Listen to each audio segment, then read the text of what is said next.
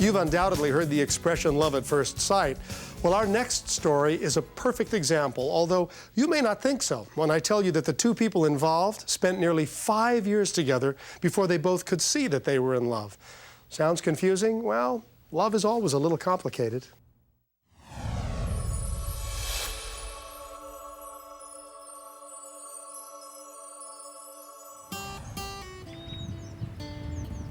The quiet village of Barnstaple, England, is home to Pamela Claypole, who spent 35 years working here as an emergency room nurse.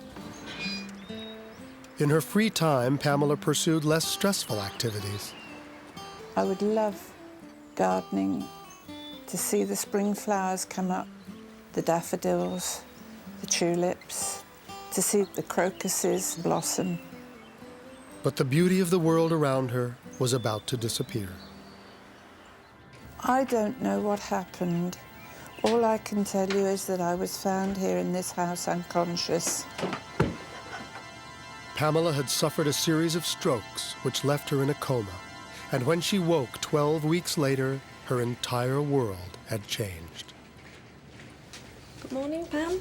I've just brought the breakfast in for you, love. The effect of the strokes was loss of use of my left side, loss of hearing. I couldn't speak for a short time either, but within about 2 days that came back and my hearing came back.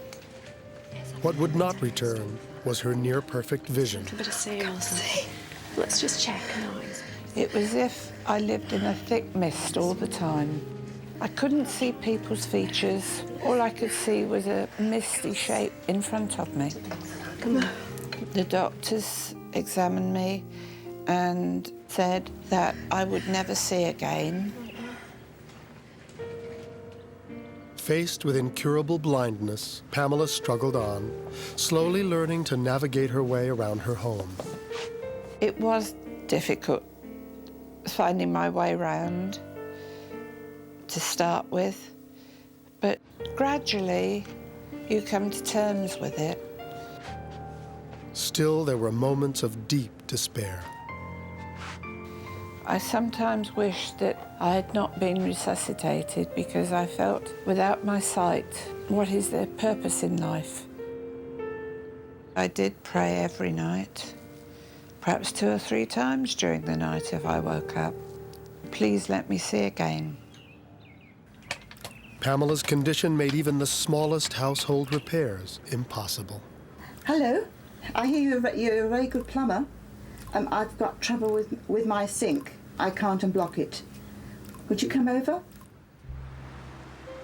Mitch Knight, a local handyman, had been recommended by friends.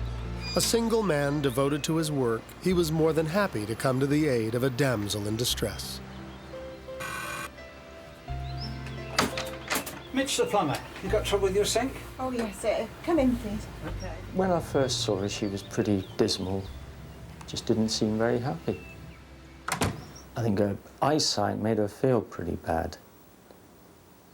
As if she couldn't do anything. Mitch had the routine problem fixed within minutes. All done? Thank you. I mean, how much do I owe you for this? No charge. I didn't want to put myself out of pocket, but I didn't want to charge her. I No. insist. It was a privilege doing it for you. I felt something for her. I felt I wanted to help her. I wanted to do this for her.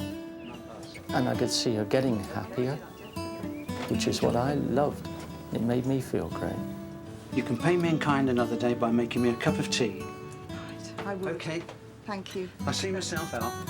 And thus, a friendship was born. Over the next 2 years, Mitch would help Pam with both maintenance and gardening, never accepting a penny in payment. At first, he helped out for the companionship. Later, for something more. You're looking very lovely today. Oh, thank you. Well, what am I wearing? I had the feeling of love the first time I saw her. And as I kept coming and seeing her, so it got better. I just felt as if I could be with her all my life. Would you like some lemonade? I'd love some. We can share it. I've got it. Yeah. But Mitch was reluctant to share his true feelings with Pamela. I think I was afraid that she didn't know what I looked like. She probably wouldn't have the same feelings about me if she could see me. But all that was about to change. 5 years after her stroke, Pamela woke one night, able to see. I woke up and I just couldn't believe that I could see the clock, my things in the room. I just sat and cried. Pamela ran to the front door to look at the world outside. I hoped it wasn't going to be temporary. I thought this will open up a whole new world to me now. Going out and seeing nature again. She had to share the incredible news with someone, so she called her best friend, Mitch. Hello, Mitch. It's an emergency. Come quick. And he said, I'll be right over. And I just sat here and waited for him to come. I wanted him to share in the joy that I had at being able to see. Because his van was broken down, Mitch ran the half-mile to Pamela's and arrived in minutes. I was afraid that there was water everywhere. Or someone was even trying to break in or anything like that. She just said, I've got an emergency. You okay? Mitch, I can see your eyes. You can see? They're blue. Straight away, I thought a miracle had happened to her. And I felt so happy when this happened that I cried. She felt happy, which was what I wanted. Oh, it's wonderful. When she threw her arms around me, I felt that's it. She can see me and she still likes me. Pamela received a double blessing that night: the return of her sight and the recognition of the love of her life.